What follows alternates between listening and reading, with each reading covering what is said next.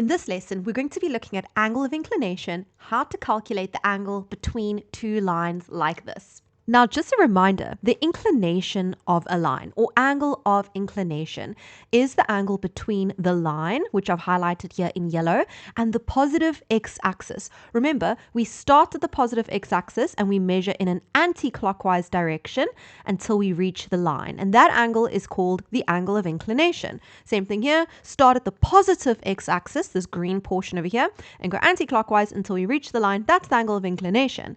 But sometimes we are required, like in this question, to calculate an unknown angle between two lines. Here's the point of intersection of the lines, and we are asked to calculate this angle. You can see that the positive x-axis is nowhere near here. So in a case like this, we may use a horizontal line, this dotted line, instead of the x-axis, and we are allowed to draw in that horizontal dotted line.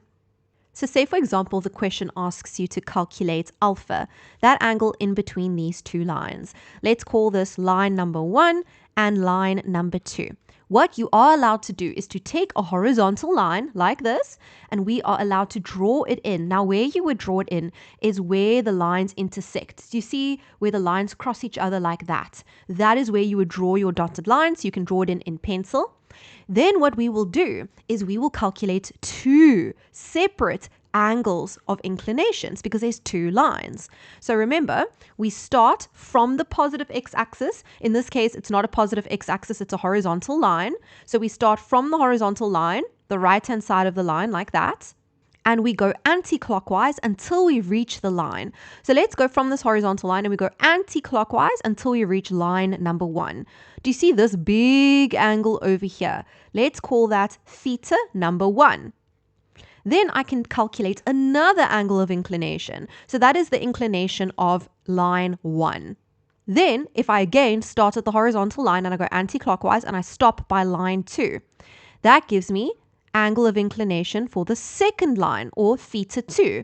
Now, how would you get this little fishy angle over here? I call it a little fishy. It's a little alpha. How would you get this one? Think about it. If you take this big one here, and you minus the small one, the leftover value will be alpha. So imagine, I don't know what the actual values are, but imagine that theta 1, this red one, let's pretend it's equal to 60 degrees. And let's say this little one here is equal to 20 degrees. So the big one, all the way there is 60. This little one is 20. What that means is that this leftover piece, the difference between the 60 and the 20, if I say theta 1 minus theta 2, theta 2, that difference will give me that green bit here, which is alpha over there. So we would just say 60 minus 20, and that would give me my alpha angle, which obviously in this case would be 40 degrees. So let's try a few examples together. Let's call this example number 1. So the question will say calculate theta. The first thing that we're going to do is I don't see a x-axis, so I'm going to draw in a horizontal line, and it's going to go through here where these lines intersect, like that. Now what we're going to do is we're going to calculate two angles of inclination. We're going to go from the right-hand side of this horizontal line. So just like we would do from the positive x-axis, we're going to start here and we're going to go anti-clockwise all the way until I reach this line over here. And that is going to give me, let's call it again, theta number 1. So how would you get theta 1? Remember, you are calculating an angle of inclination, which means you must use the formula tan theta is equal to m being the gradient of the line. We're going from the positive horizontal line, I guess, this yellow line, anti-clockwise until we reach this line over here with this formula. The gradient of that line would be negative 2. So we're going to go tan theta, we're looking for that angle, in this case I called it theta number 1, is equal to negative 2. Remember, how we get the negative 2 is we press shift tan negative 2 on our calculator, and what you get is an answer equaling negative 63,43 and so on. But remember, like I taught you in the previous lesson, if you get a negative angle, you must add 180. And that means that I get my theta, my first theta, the green one, to be 116 56,505 degrees. I'm not going to round it off yet, just because I need to calculate the other angle. So then what I'm going to do is, again, I'm going to start on the right-hand side here by the yellow line. I'm going to go anti-clockwise, but now I'm going to stop by this line over here. I'm going to stop by this line over here. And I'm going to call that theta number 2. So how do we get theta number 2? Same formula. Tan theta equals the gradient. Tan theta equals the gradient of this line. What number is in front of the x there? A 1. Tan theta equals 1. If you press shift tan 1, you're going to get 45 degrees. So what that means is that this big green angle is 116,56. It makes sense that it is an obtuse angle. And this little angle here is 45 degrees. So what we want is this here in the middle. Maybe it would be a better idea to call this something other than theta 1 and theta 2. I don't know. Maybe you can call it alpha and beta or something. But now we're trying to calculate the actual theta in the question. Let's just do it. Let's just call it theta, the actual theta given in the question over here. And just like in the previous example, it would be the big green angle, this entire piece here, minus this red piece. That would give me the leftover piece, which would be this pink angle here in the middle. So it would be 116,565 and so on, minus 45. And that leaves us with 71,57 degrees. Example 2, a little bit more difficult. So I'd like you to pause the screen and try it for yourself and then mark it with me. The first thing that I see is that I have 2 lines, AB and CD. They give me the coordinates of each of these points. So CD, I've got A and B, but I don't have the gradients. I know they intersect at a point called E, and I want this awkward looking angle over here called alpha or fishy. So the first thing that I'm going to do, before I even stress about where the horizontal line goes and all of that, I'm going to work out the gradient of AB and the gradient of CD. So as you can remember, gradient is y2 minus y1 over x2 minus x1. So the gradient of AB minus 1 minus 1, and then 5 minus 1. So the gradient of AB would be negative a half. Then we would have to calculate the gradient of CD. So the gradient of CD would be, let's say, minus 2 minus 2, y2 minus y1 over x2 minus x1, 3 minus 2. So that gives me negative 4. So now I've got the gradient of each of the lines. Note how they both have negative gradients. It makes sense. It's decreasing lines. So we expect the angle of inclination to be bigger than 90, right? Obtuse. Now, what I'm going to do next is I'm going to find the angle of inclination of each line, because even if you don't know how to use those angles to get this little fishy, at least you'll get marks for calculating the angle of inclination. So tan theta equals, I'm going to do the gradient of AB. So that would be tan theta equals negative a half. Let's call this theta AB. Okay, theta AB or theta 1. It doesn't really matter. Then if you press shift tan negative a half, you're going to get negative 26,565, but you must add 180. Remember, when you get a negative, you add 180. So I've got 153,43 degrees. So while we're at it, let's speak about where that angle would be over here. Now is the place where we get a horizontal dotted line, and we put that through where they intersect over there. So I don't know if you can tell now why this question is a little bit more difficult. We're trying to find this alpha situation here, but there's a piece of the alpha angle that cuts underneath the line. Uh-oh, that makes it difficult. But anyway, we'll get to that. For now, remember, when we find this angle, we go from the horizontal line, and we go anti-clockwise till we stop at the line. And because this is the gradient of line AB, or the inclination of line AB, we're going to go from the dotted line anti-clockwise until we reach AB. That is the angle that we just found. Let's call it theta AB, okay, for lack of a better way of labeling it. That one is 153,43. Now, let's find the next angle, which would be the angle tan of theta CD. So it would be from the dotted line anti-clockwise until we stop at this angle, this line over here, CD. So from the dotted line until you stop at CD, that would be the inclination of CD. So let's call that theta CD. And that would be using the gradient of CD, which we found. So we say shift tan -4. We're going to get a negative answer. We get negative 75,96. We add 180, so we get 104,0362. So let's round that off to 0,04. We should actually not be rounding off in the middle of the question, only right at the end. Now, what I need you to understand is why. So I know some of you might be thinking, but ma'am, why can't we just do what we did in the previous example? Why can't you just take the bigger one, which is the red one, minus the green one? Just look at the diagram carefully.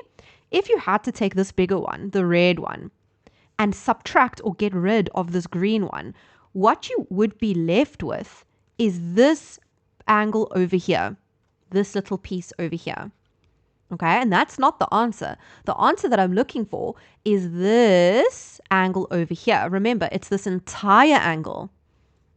This piece and this little piece under here. So if you had to say the big angle, the red one minus the green one, you would get this purple star over here, which is not what I'm looking for. Now you have to think in terms of just normal basic line geometry. How are we going to get this angle? This fishy, this alpha. Think about it for a second if you haven't yet. Pause the screen and see if you can get there.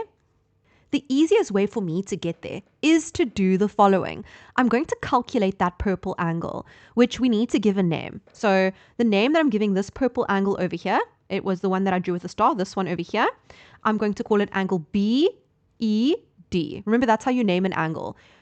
So BED would be a BED. It's this purple yellow one over here. So BED, angle bed, would be calculated by taking the red angle, so the big number, 153,43, minus 104,04, and that difference gives me that bed angle, that purple star. It gives me 49,39 degrees. And remember, that's not our answer. But what I'm going to do now is the following, and hopefully you can see what I mean here. So let's erase that. What we have is this purple star now, but I'm looking for a little fishy. Do you agree that BA or AB is a straight line? So all the angles on that straight line add up to 180. So let me erase this just so maybe you can see it more clearly. All the angles on that straight line, AB, would add up to 180. So all of that would add up to 180. So if I had to take 180, which would be this full angle here, and I had to minus this purple star over here. Remember, this is the purple star. If I had to minus that purple star, do you see that you would be left with the little fishy? Because the little fishy starts here and it ends here. It's basically the red minus the purple star. That's the fishy. So the fishy is equal to 180, because angles on a straight line, the red angle, minus 49,39 degrees. And that means that fishy, or alpha, is equal to 130,606, or 0.61 degrees. And that would be because of angles on straight line. And the straight line that I'm talking about is line AB. I really hope that that one makes sense. Let's do one more. Number 3 is a very interesting example for many reasons. The first one is that here's my straight line that they give me. This one over here, it's unlabeled, but I have an equation for the straight line, the linear function. The problem is this looks like a mess. I can't tell what the gradient is from that equation. So I need to first get it into standard form. In other words, I need to get the y by itself. So how are we going to do that? First things first, I am going to leave the 2y here. The opposite of negative 3x or subtracting 3x is to add 3x. So I know your teachers would say take it over and it goes from a minus to a plus, but you know the maths behind it. You're doing the opposite of subtracting 3x, you're adding 3x. Then the y is still not isolated. We are multiplying by 2. The inverse of that, or the opposite of that, is divide by 2. So we divide everything by 2. So you've got 4 divided by 2, which is 2, and 3 over 2. Now, that looks fine, but I know that we are more used to seeing it like this. Y equals mx plus c. So that would be your gradient, that's your x, and that's your y-intercept. So your gradient of this line is 3 over 2. Now, that's obviously going to be very important because we're probably going to have to calculate the inclination of that line. Now, remember, where would the inclination be? Well, let's first calculate it, and then I'll show you where it is. Let's call the inclination theta. The angle that we're trying to calculate is this weird one over here. fishy or alpha, but I'm going to first find tan theta, the angle of inclination of this yellow line. And I'm going to say tan theta is equal to my gradient, which is 3 over 2. Then you press shift tan 3 over 2. And we get the angle to be 56,3099 and so on. Now, where is that angle? Well, now is where we need to bring in our horizontal line.